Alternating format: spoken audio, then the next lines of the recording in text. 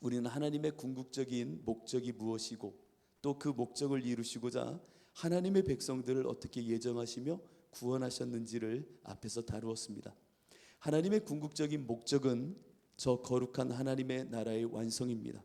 하늘에 있는 것이나 땅에 있는 모든 것들이 예수 그리스도 안에서 재통일되는 그 하나님의 나라의 완성을 하나님은 궁극적인 목적으로 두십니다. 이 일을 위해서 하나님의 백성들을 구원하신 겁니다. 하나님의 백성들, 다른 사람 생각하지 마시고 나를 구원하셨구나라고 생각하시면 됩니다.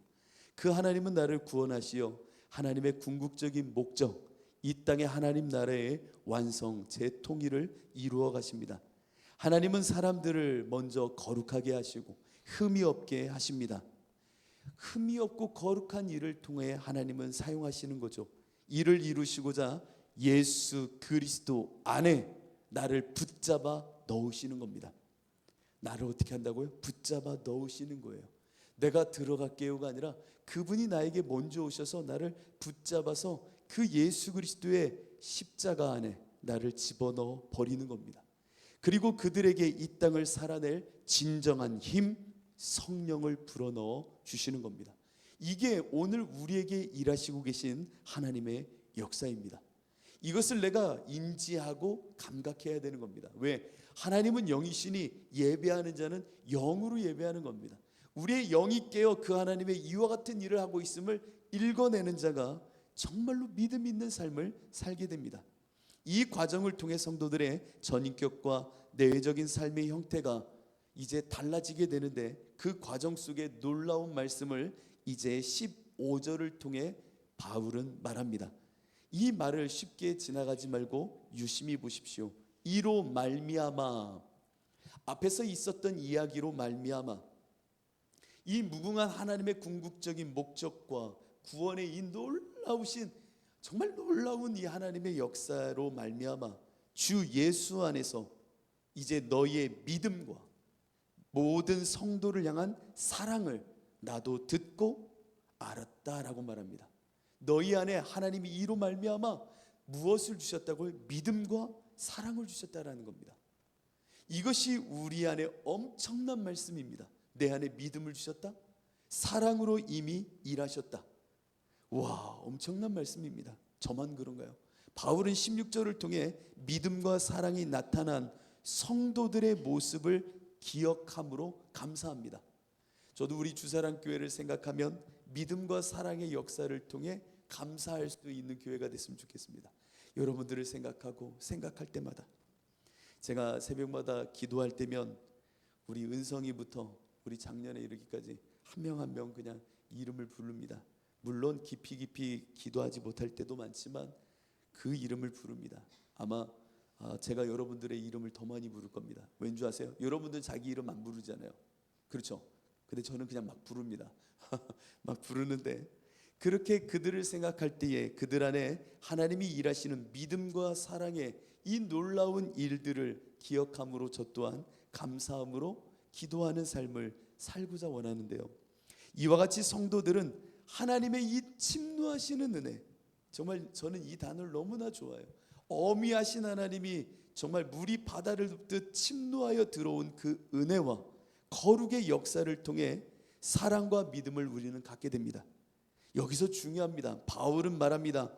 그것에 그치지 아니하고, 그러니까 믿음과 사랑의 역사가 우리 안에 일어났음을 감사하는데, 이 사랑의 역사에 그치지 아니하고 먼저는 이렇게 얘기합니다. 우리 주 예수 그리스도의 하나님 영광의 아버지께서 지혜와 계시의 영을 너에게 주사 하나님을 알게 하시기를 구하노라 라고 말합니다. 무엇을 통하여? 우리 안에 이 믿음과 사랑의 역사, 그것으로 만족해 하지 않고 이 믿음과 사랑의 역사가 더 깊어지고 더 높아지는 놀라운 성장을 통하여, 이것을 통하여 지혜와 계시의 영인 성령이 하나님을 너희 가운데 더 알게 하시기를 원한다라는 겁니다. 이것이 진리입니다. 내 안에 믿음을 주시고 사랑을 주심으로 더 성숙하고 더 거룩해지는 이 삶을 살아내게 하심 속에 지혜와 계시의 영인 성령이 우리를 인도하심으로 하나님을 그 경험 속에 알게 하시겠다라고 하는 겁니다. 자, 그러면 믿음과 사랑이 무엇인지 우리는 알고 있어야 됩니다. 멈춰 있지 않고 이 하나님의 생명의 역사 속에 사랑이 더 깊어진다라고 한다면 믿음이 무엇이고 사랑이 무엇인지를 알아야 그 안에서 더 깊음으로 우리가 나아가 하나님을 알게 되는 겁니다. 믿음과 사랑은요, 신앙의 핵심 언어입니다. 여러분들은 이 믿음과 사랑을 정확하게 마음속에 성령이 알게 하심을 따라 이것을 누려야 됩니다. 믿음은 참 소중하죠. 바울이 말하는 믿음은요, 예수 안의 믿음입니다. 이것이 비유적인 언어입니다. 예수 안에 있는 믿음이 진짜 믿음입니다. 이 말은 우리 주사랑 지체들은 이미 익숙한 말입니다. 사랑으로서 역사하는 믿음이라는 겁니다. 예수 그리스도 안에 있는 생명의 믿음이란 그리스도 십자가의 그 사랑 속에 나에게 허락되어진 믿음이라고 하는 겁니다. 그 바탕에서 믿음을 생각하지 않으면 우리는 믿음을 오해하게 됩니다. 많은 사람들이요, 믿음을 말할 때면 자기 우상화에 빠집니다. 이걸 정말 우리는 심각하게 받아들여야 됩니다. 믿음을 생각하는데 그 믿음이 오히려 나를 자기 우상에 빠뜨린다라는 겁니다. 저는 중학교 때 이제 예수님을 믿고 제가 다녔던 시골 교회 목사님은 이 믿음을 가르치실 때에 이렇게 가르치셨습니다. 보이는 거 믿는 거 믿음 아닙니다. 보이지 않는 것을 내가 믿어야 믿음이고 그 보이지 않는 것을 내가 믿을 때에 하나님께서 그 믿음에 합당하게 복을 주십니다. 여러분 믿음을 크게 가지십시오 라고 했어요. 아마 여러분도 이런 류의 이야기를 많이 들으셨겠죠. 입을 크게 벌리십시오. 그리고 많이 빌고 또 빌고 구해 보십시오. 믿어질 때까지 그렇게 기도하세요. 그럼 하나님 반드시 일하십니다. 우와, 저도 그 말이 맞는 걸로 생각했어요. 오랜 시간 그래서 중학교 때부터 기도한다고 하면은 무언가 내 믿음을 키워야겠다 해서 안 믿어지는 것도 막 어거지스럽게 믿으려고 그랬어요. 그래서 제가 했던 방법 중에 하나가 뭐냐면요, 제가 무릎 꿇고 기도할 때에 무릎이 아프잖아요. 어린 나이니까 또 얼마나 무릎이 아프겠어요. 근데 무릎을 풀지 않는 거예요. 언제까지? 믿음 주실 때까지. 그 믿음 주실 때까지 무릎을 풀지 않겠다 하고 그렇게 기도하는 거예요. 얼마나 아픈지요. 감각도 없어요. 1시간이 넘어가고 2시간이 넘어가면 다리에 감각이 없어요. 그러면 코에 침 발라가면서 계속 기도하는 거예요. 언제까지? 믿어질 때까지. 믿어질 때까지. 그러면 안 믿어져요. 그러면 기도하고 일어나 나갈 때 나 믿음 없나 보다 라고 하면서 나가는 거예요. 또 다음 날도 와서 믿어질 때까지 기도하는 거예요. 그게 믿음이라 생각했어요. 보이는 것을 믿는 것이 아니라 보이지 않는 게 믿어질 때까지의 그 믿음. 그런데요, 그것은 어리석은 신앙입니다. 왜냐?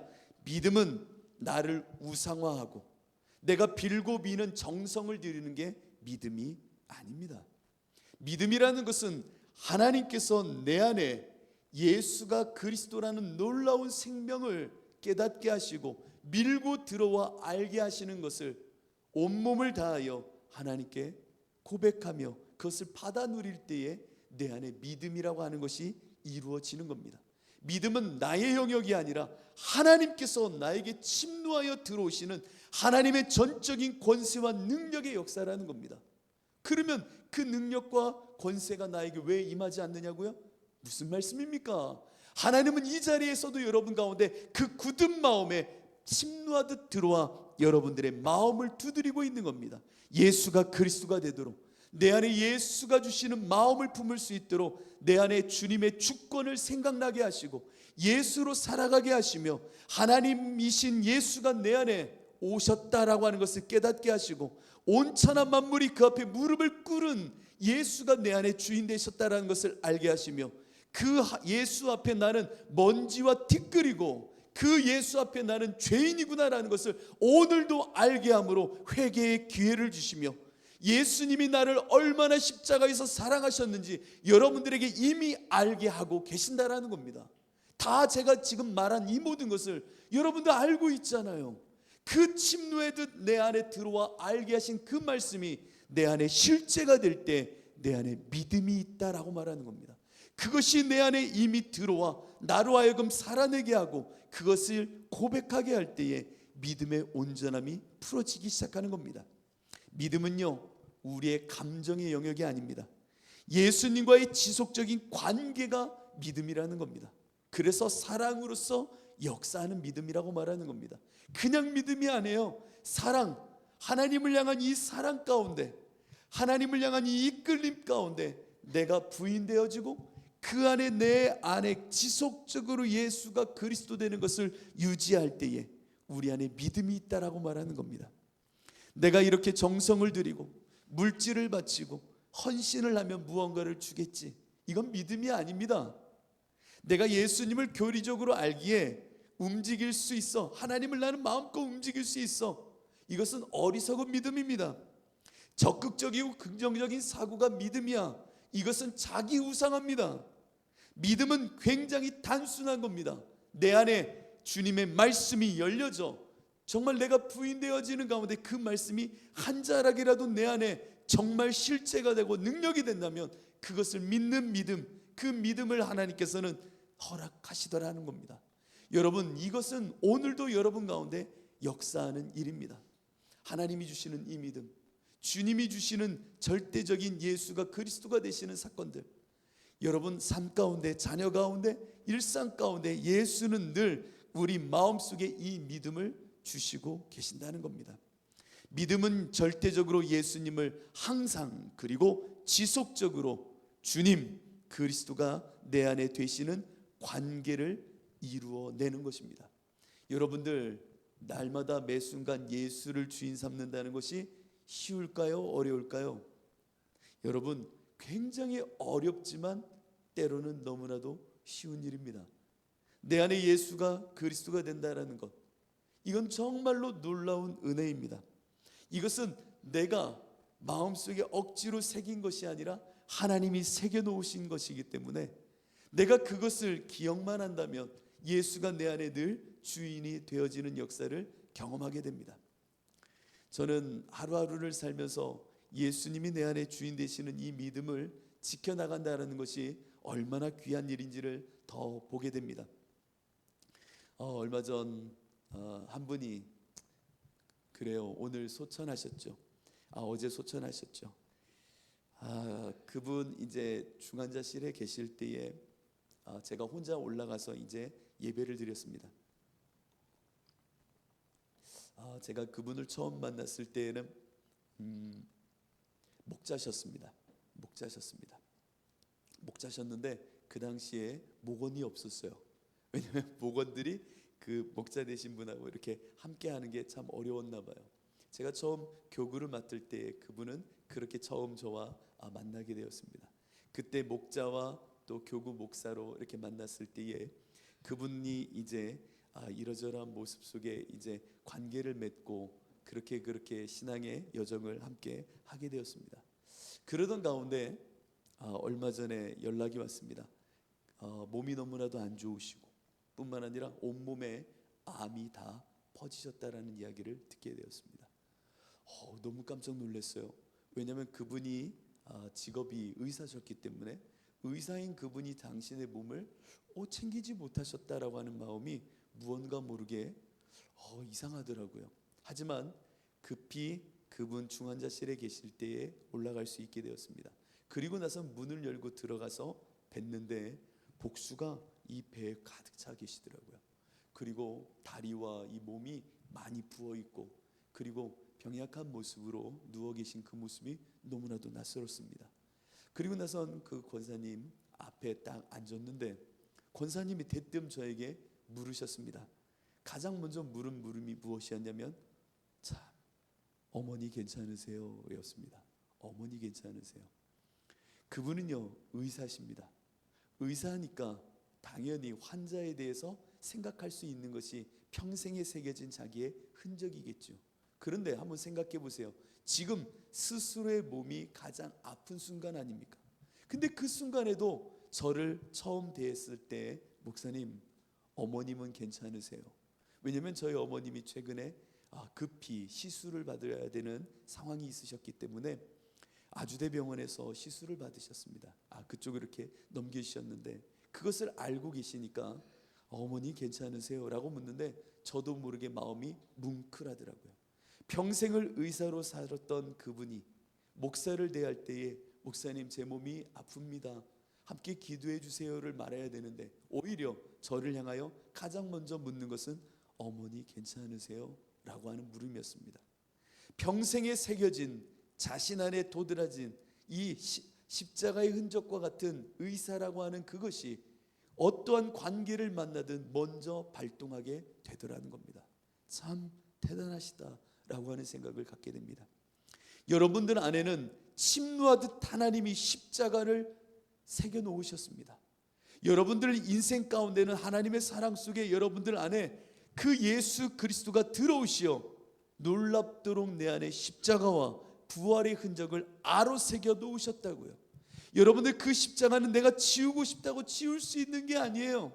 내 안에 새겨 놓으신 그 복음의 흔적은 이제 어느 곳에 가든 어떤 상황에 놓이든 지워지지 않고 내 안에 도드라진 걸림돌이 되어지는 겁니다. 그래서 그 십자가의 흔적을 통하여 살 수밖에 없는 자 만들어 놓으신 것이 바로 여러분입니다. 그렇게 만들어 오신 그것에 걸려 넘어지면 되는 겁니다. 그것에 내 인생이 제어되면 되는 겁니다. 그 가운데 주님이 주인 되시는 놀라운 믿음의 고백을 올려드릴 때에 여러분들은 진짜 믿음 있는 사람이 되는 겁니다. 다른 어떠한 것을 찾으려고 하지 마십시오. 내 안에 와 계신 예수, 그 예수의 흔적을 통하여 예수가 그리스도십니다, 예수가 내 안에 주인이십니다 라고 하는 고백을 올려드려 보십시오. 그 가운데 믿음의 절대적인 역사가 여러분 가운데 일어나기 시작할 것입니다. 그러면 사랑이란 무엇입니까? 사랑은 정말로 내 안에 주시는 하나님을 향한 지향성입니다. 하나님은 여러분들을 끌어당기신다고요. 어렵게 생각할 것 없습니다. 바울이 말하는 사랑은 여러분들을 향한 하나님의 이끌어내심, 끌어당기는 겁니다. 부인할 수 없도록 여러분들을 거듭나게 한 그 본성 가운데 하나님을 향하여 끌어당기는 이 끊을래야 끊을 수 없는 사랑, 이 사랑의 이끌림을 여러분 가운데 거룩한 정체성으로 하나님은 주셨다라는 겁니다. 이제 우리의 인생 가운데 중요한 사랑의 물음이 있습니다. 그것은 무엇이냐면 우리는 어디 출신인지를 물어서는 안 됩니다. 어디로부터 내 삶이 시작되어졌고 무엇을 말하는지가 더 중요한 것이 아닙니다. 이제 진짜 우리한테 중요한 것은요, 내가 무엇을 향해 가고 있는지를 묻고 바라볼 수 있는 사람이 정말로 중요한 물음의 사람이 되는 겁니다. 나는 무엇을 지향하는 자인가? 무엇을 찾는 자인가? 무엇을 바라보는 자인가? 이것을 물을 수 있는 이가 하나님의 사랑 안에 묶인 자입니다. 그래서 바울은 이렇게 고백하는 겁니다. 내가 사나 죽으나 나는 주의 것이야. 내 지향성은 하나님이야. 누가 뭐라 하여도 나의 본성과 모든 것은 저 영원에 계신 하나님을 향하여 묶여 있는 삶이야. 이 사랑의 고백이 바울의 인생을 만들어 냈다라는 겁니다. 영원에 속한 하늘의 영광, 그 하늘의 영광을 지향하게 되고 그 보물을 향하여 내 인생을 쏟아놓게 되는 이 사건, 이것이 사랑의 역사라는 겁니다. 예수가 그리스도가 되는 이 믿음과 그 믿음을 만들어내는 이 사랑의 지향성, 이 두 가지가 역사할 때 우리의 인생은 더 깊어지고요, 더 새로워지는 가운데 하나님을 알게 되는 영광의 자리로 나가게 됩니다. 이것이 우리한테 정말로 기쁨이고 우리의 신앙의 놀라운 도전이 되어지는 겁니다. 내 안에 믿음이 있고 그 사랑의 역사가 있다면 나는 더 깊어지고요, 나는 더 높아지는 거예요. 하나님께서 더 깊어지고 더 높아지는 가운데 성령을 통하여 하나님을 계시하십니다. 하나님이 어떠한 분인지를 알게 하십니다. 어떻게 해요? 믿음과 사랑이 역사할 때에 내 인생 가운데 하나님은 이런 하나님이구나라는 것을 알게 하신다라는 겁니다. 이때 우리는 하나님을 아는 자리, 그 하나님을 발견하는 자리에 서게 되어지고 그곳에서 하나님의 영광을 본다라고 바울은 이야기하는 겁니다. 내 안에 믿음과 사랑의 역사, 그 역사 가운데 하나님을 점점 알게 되고 알게 되는 그 자리에 서면 하나님의 영광을 보게 되는 것입니다. 여러분들은 하나님의 영광을 보는 사람들입니다. 하나님의 영광을 보는 사람. 그래서 바울은 말하잖아요. 영광의 아버지께 기도한다고요. 영광의 아버지께 기도한다라는 것은 여러분들에게 아버지 되신 하나님께서 영광으로 임하고 계신다라는 겁니다. 영광은 무엇입니까? 영광은 하나님 되심을 말하는 겁니다. 하나님의 하나님 되심은 언제 드러납니까? 하나님의 자리, 그 하나님의 역사의 자리에서 하나님의 영광을 보게 됩니다. 그러면 하나님의 역사의 자리는 어디입니까? 내 안에 믿음과 사랑 주시어 그 십자가를 세우실 그 자리에 하나님의 역사와 하나님의 영광은 있는 것입니다. 그 자리에 예수 그리스도의 십자가가 있기 때문입니다. 예수님을 통하여 하나님은 당신의 영광을 드러내셨습니다. 누구를 통해서요? 예수를 통해서요. 이 땅에 사람을 통하여 하나님은 영광을 드러내지 않으십니다. 어떠한 사건을 통하여, 어떠한 모습을 통하여, 어떠한 관계를 통하여 하나님이 일하시되 그 자리와 역사와 관계 속에 예수 그리스도가 드러나야 영광이 나타나는 겁니다. 예수 그리스도가 드러난다는 것은 무엇이냐? 오직 주님의 십자가, 세상 앞에 십자가를 세울 때에 예수가 드러나게 되는 것입니다. 여러분, 예수님은요 우리 가운데 영광으로 임하셨습니다. 영광으로 임하신 예수님은 세상에서 볼품없는 모습으로 오셨습니다. 수많은 고초와 아픔, 멸시와 천대를 받으신 분이 예수님이십니다. 그 예수가 멸시와 천대를 받는 그 자리가 바로 십자가의 자리였고, 그렇게 멸시와 천대를 받는 모든 사건이 십자가의 걸음이었고, 그 십자가의 자리 걸음에 하나님은 역사하심으로 주님의 영광을 드러내시더라는 겁니다. 그렇다면 우리들이 믿음과 사랑으로 하나님께 나아가는 이 삶 가운데 예수가 드러나면 그 안에 하나님의 영광이 나타나는 겁니다. 여러분, 여러분들의 삶은요 단 하나예요. 예수를 이 땅에 드러내는 것, 곧 하나님의 영광을 위해 살아가는 사람들입니다. 하나님이 여러분들을 택한 이유는 단 하나입니다. 예수처럼 살라고, 예수로 살라고, 예수로 살아 나의 영광을 드러내라고. 하나님의 영광을 드러내는 유일한 방법은 십자가 외에는 없습니다. 왜? 예수가 십자가의 삶을 통하여서만 하나님을 드러내셨기 때문입니다. 예수가 십자가에 죽는 그 자리에서 백부장은 말합니다. 저는 실로 하나님의 아들이구나. 그 자리가 바로 영광의 자리였다라는 겁니다. 어떻게 우리는 이 예수 그리스도의 십자가의 영광을 드러내겠습니까? 다른 것 없어요. 내 안에 믿음과 사랑으로 나를 인도하시는 그 성령의 알게 하심 속에 순종하는 겁니다. 십자가로 순종하는 겁니다. 그 십자가로 나아가는 겁니다. 오직 십자가로 나아가는 그 삶을 통해 우리는 예수의 영광, 하나님의 영광을 이 땅에 펼쳐놓는 겁니다. 세상에 대해 힘든 싸움을 싸우고 가치들이 충돌하는 이 땅에서 예수만을 드러내며 고난받는 삶, 이것이 하나님께 영광이 된다라는 겁니다. 요한복음 17장 4절은 그래서 이렇게 말합니다. 아버지께서 내게 하라고 주신 일을 내가 이루어 아버지를 이 세상에서 영화롭게 하였사오니. 예수님의 말입니다. 여러분들에게 주신 일은 단 하나입니다. 십자가의 삶을 사는 겁니다. 예수를 살아내는 겁니다. 그때에 여러분들을 통해 하나님의 영광은, 하나님의 영화롭게 하시는 그 일은 이 땅에 드러내게 되는 겁니다. 왜 예수처럼 사는 것이 하나님의 영광인가? 사람의 의지와 힘으로는 도저히 할 수 없는 것들이기 때문입니다. 우리가 할 수 있는 일을 통해 하나님의 영광을 드러내는 게 아니에요.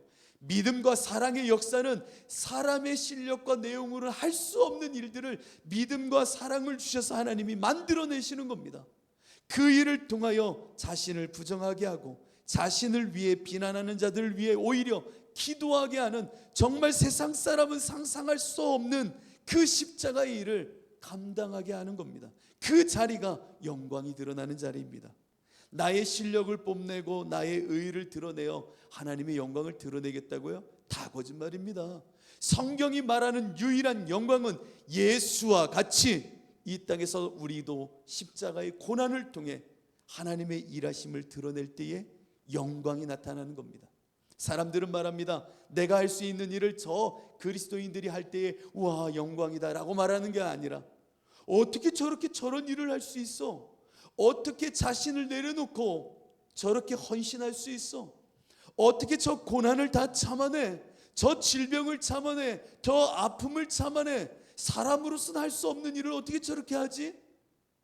누구로 하는 겁니까? 예수로 하는 겁니다. 십자가로 하는 겁니다. 그때에 하나님의 영광이 나타난다라는 겁니다.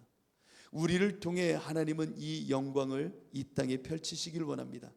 여러분, 그러니 성령은 믿음과 사랑으로 나를 끌고 가는 겁니다. 그것을 잘 갖고 있어야 돼.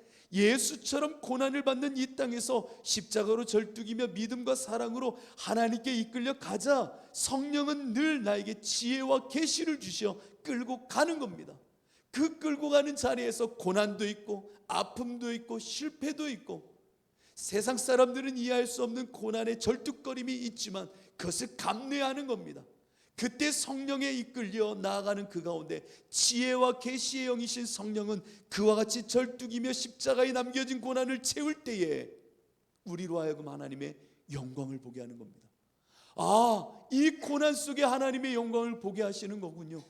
이 일을 통하여 예수 그리스도의 십자가의 은적을 살아내게 하시더니 정말 예수를 보게 하시는군요. 하나님의 영광을 보게 하시는군요. 무엇하는 겁니까? 아버지 하나님을 더 알게 되는 겁니다. 이것이 우리를 부르신 하나님의 역사요, 하나님을 보이시고 계시하시는 그 놀라우신 생명의 일이라는 겁니다.